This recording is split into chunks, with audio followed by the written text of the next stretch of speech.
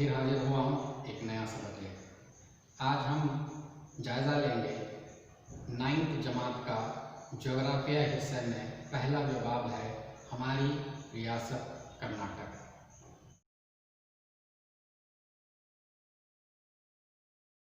तो अजीज़ तलबा व तालिबात, ज्योग्राफिया का ये पहला बाब हमारी रियासत कर्नाटक।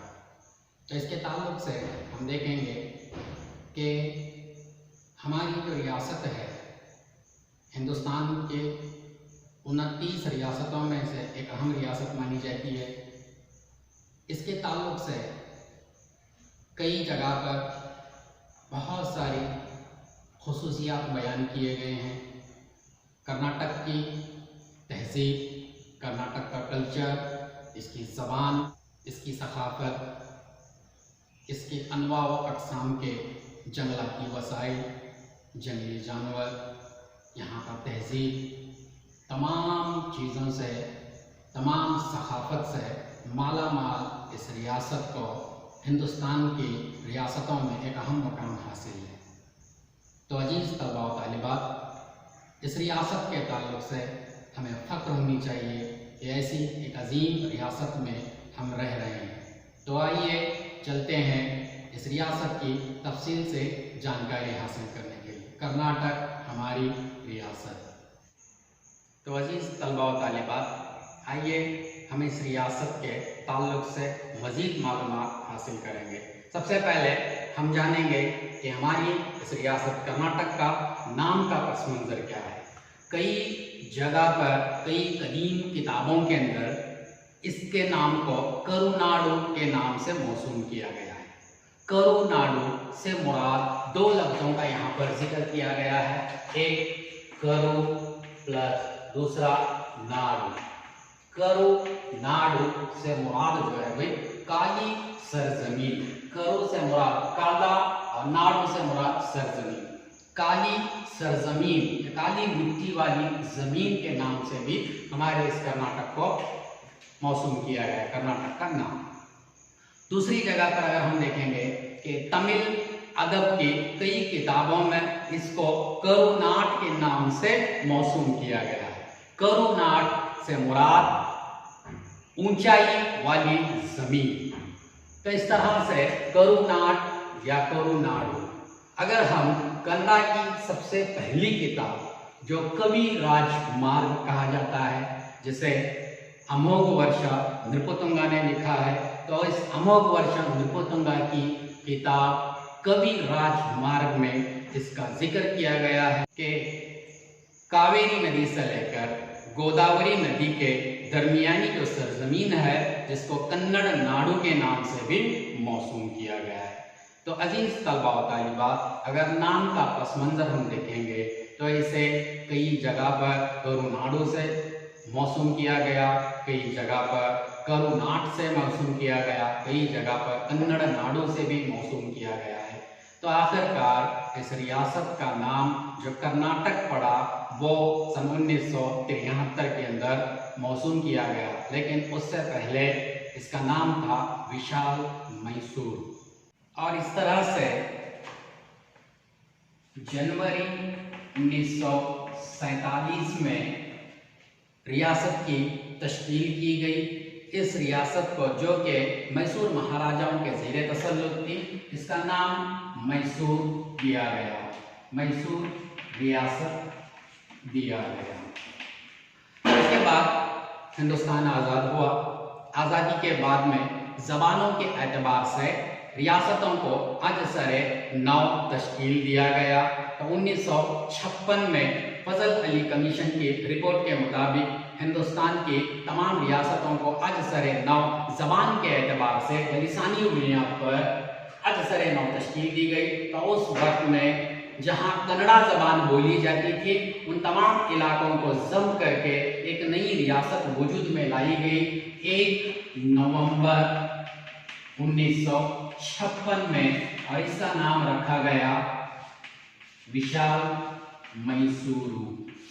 ये 1 नवंबर 1956 में हमारी कन्नड़ा ज़बान बोलने वाली रियासत कर्नाटक यानी विशाल मैसूरू वजूद में आती है। اور اسی وجہ سے ہر سال ہم 1 نومبر کو کرناٹک راجیوتسو مناتے ہیں۔ بعد کے دنوں میں سن 1973 میں اس وشال میسور کا نام بدل کر کرناٹک رکھا گیا اور اس وقت سے آج تک کرناٹک کے نام سے جانے جانے والی ہماری یہ ریاست کرناٹک ہے۔ تو پیارے بچوں، چلیے اب آگے بڑھتے ہیں۔ کرناٹک کا محل وقوع کیا ہے، اس کے تعلق سے جانکاری حاصل کریں گے۔ محل وقوع سے مراد کسی بھی زمینی خطے کا جائے مقام معلوم کرنا ہی محل وقوع کہلاتا ہے۔ زمینی خطے کا جائے مقام معلوم کرنا ہے تو ہمیں محل وقوع پتہ کرنا ہوتا ہے۔ محل وقوع سے مراد کسی زمین کا جائے مقام۔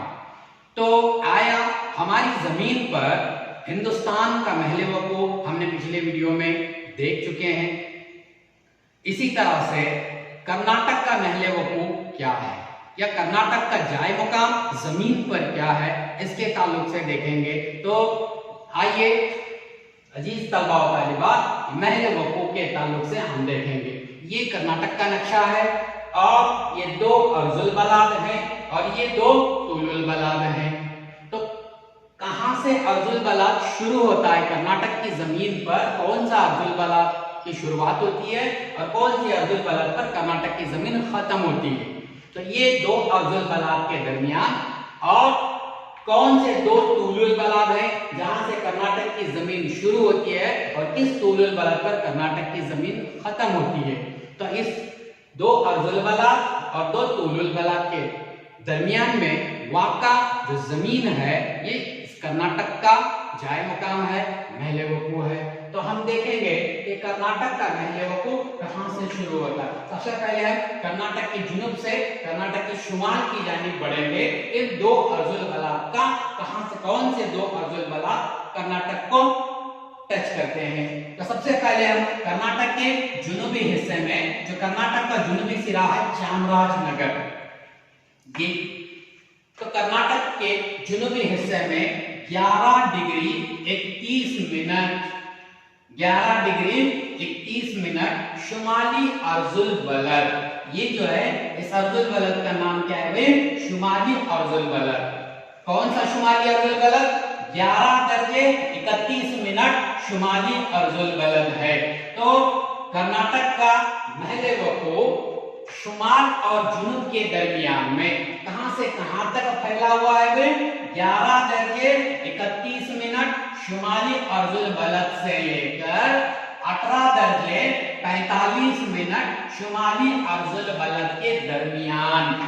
یہ 2 شمالی ارض البلد، کتاب میں تھوڑا سا مسپرنٹ ہوا ہے کہ یہاں جنوبی ارض البلد کہا گیا ہے، لیکن یہ جنوبی ارض البلد نہیں ہوتے، کیونکہ زمین پر ہندوستان مکمل شمالی نصف کرہ میں پایا گیا ہے۔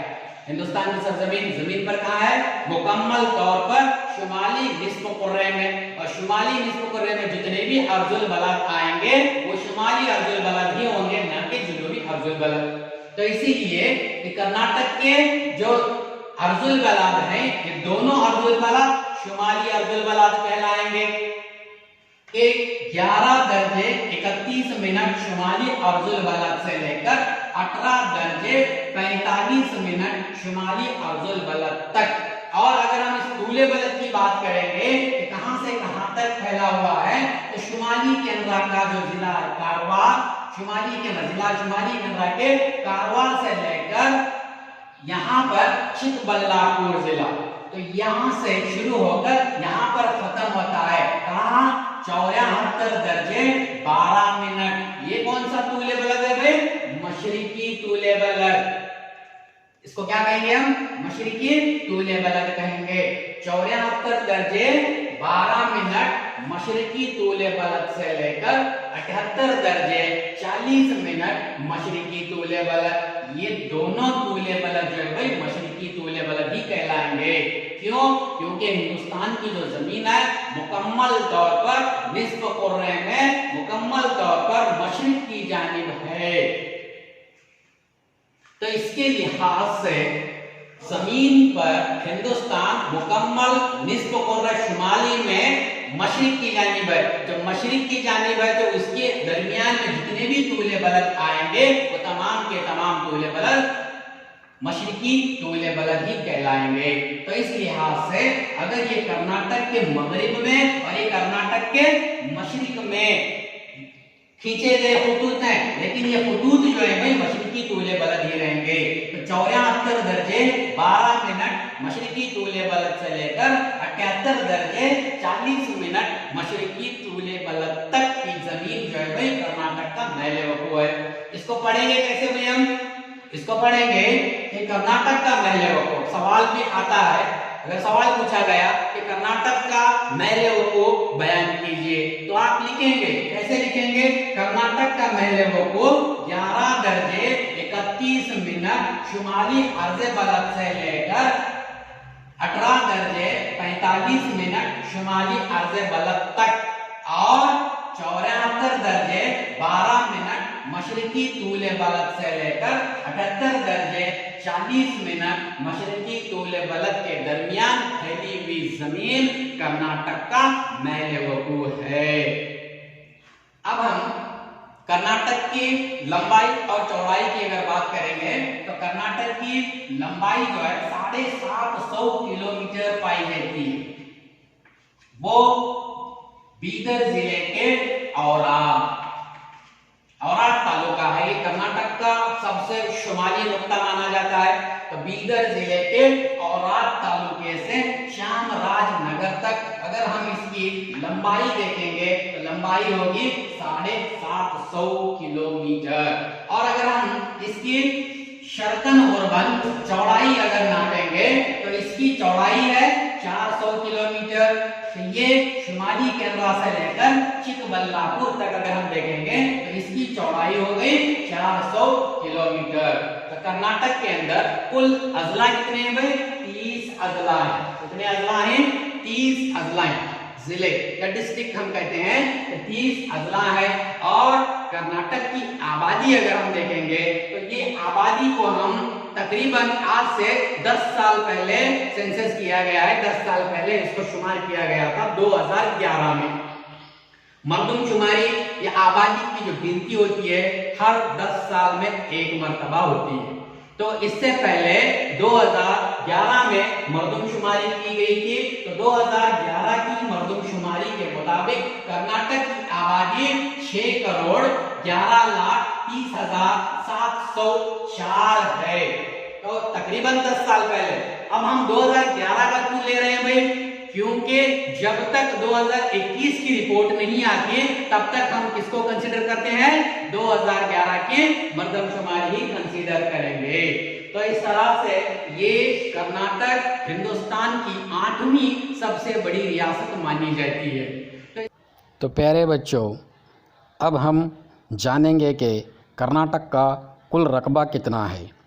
کرناٹک کا کل رقبہ 1,91,791 مربع کلومیٹر ہے، یعنی 191791 اسکوائر کلومیٹر.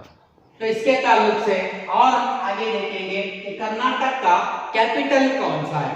کرناٹک کا صدر مقام کہیں گے، دارالخلافہ کہیں گے یا کیپٹل کہیں گے. تو کرناٹک کا صدر مقام یا دارالخلافہ یا کیپٹل جو ہے بھائی بنگلور ہے. اب سب کو معلوم ہے بنگلور ہمارا ریاست کا دارالخلافہ ہے. اسی طرح سے انتظامی سہولت کے لیے ایڈمنسٹریشن کی آسانی کے لیے کرناٹک کو 4 ڈویژن کے اندر تقسیم کیا گیا. کتنے ڈویژن میں؟ 4 ڈویژن میں تقسیم کیا گیا ہے. اور 4 ڈویژن کون سے ہیں بھائی؟ پہلا بنگلور، دوسرا میسور، تیسرا بیلگام اور چوتھا گلبرگہ. ان 4 ڈویژن کو کرناٹک کے اندر انتظامی سہولت کے لیے تقسیم کیا گیا ہے. تو اس طرح سے عزیز طلباء و طالبات آج کے لیے اتنا کافی ہے. پھر ملاقات ہوگی اگلے ایک نئے سبق کے ساتھ. تب تک اجازت دیجیے. السلام علیکم ورحمۃ اللہ وبرکاتہ.